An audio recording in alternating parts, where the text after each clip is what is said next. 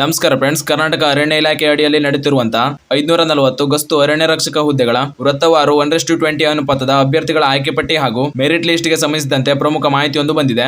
ಅರ್ಜಿ ಸಲ್ಲಿಸಿರುವಂತಹ ಅಭ್ಯರ್ಥಿಗಳು ವಿಡಿಯೋನ ಪೂರ್ತಿ ನೋಡಿ ತಿಳ್ಕೊಳ್ಳಿ. ಮೊದಲಿಗೆ ಅಭ್ಯರ್ಥಿಗಳು ಸ್ಕ್ರೀನ್ ಮೇಲೆ ಕಾಣ್ತಾ ಇರೋ ಹಾಗೆ ಕರ್ನಾಟಕದ ಅರಣ್ಯ ಇಲಾಖೆಯ ಕಡೆಯಿಂದ ಈ 540 ಅರಣ್ಯ ರಕ್ಷಕ ಹುದ್ದೆಗಳ ವೃತ್ತವಾರು 1:20 ಅನುಪಾತದ ಅಭ್ಯರ್ಥಿಗಳ ಆಯ್ಕೆ ಪಟ್ಟಿ ಹಾಗೂ ಮೆರಿಟ್ ಲಿಸ್ಟ್ ನ ಅಧಿಕೃತವಾಗಿ ಬಿಡುಗಡೆ ಮಾಡಿದ್ದಾರೆ.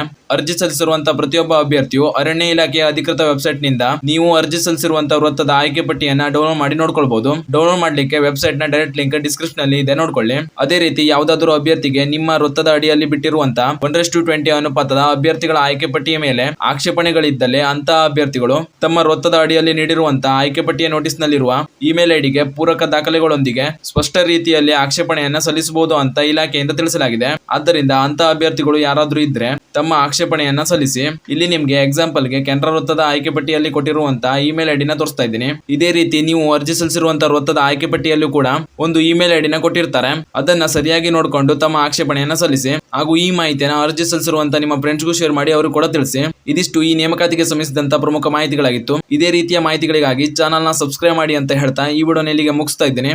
ಧನ್ಯವಾದಗಳು.